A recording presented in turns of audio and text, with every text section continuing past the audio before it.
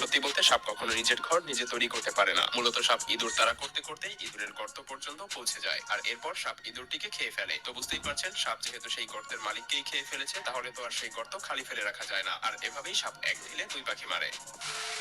আচ্ছা, সাপ কি শুনতে পায়? কারণ এদের তো কান নেই। এটা শুনে আপনি নিশ্চয়ই ভাবছেন যে সাপ যদি শুনতে না পায় তাহলে শব্দের প্রতি তারা কিভাবে এমন রিয়েক্ট করে। তো চলুন এবার এর রহস্য উন্মোচন করা যাক। সাপের চোয়ালে এক বিশেষ প্রকারের হাড় থাকে, যাকে কোয়ার্ডেড বোন বলা হয়ে থাকে। হ্যাঁ, সাপ এই হাড় দিয়েই যে কোনো শব্দকে অনুভব করতে পারে। বলা চলে এই হাড় কানের বিকল্প হিসেবে কাজ করে। সাপ তার মুখের সেই হাড় দিয়ে সামনের কোনো কিছুর অবস্থান বুঝতে পারে, আর তারপর সাপ তার জিহ্বা দিয়ে শত্রু নাকি শিকারী সেটা ডিটেক্ট করতে পারে। মুখের সামনের ছিদ্র দুটি বলে দেয় যে সামনে অবস্থানরত প্রাণীর শরীরের আকারায়তন কত বড়, আর সাপ এগুলো দিয়েই তার চোখ কানের কাজ চালিয়ে নেয়।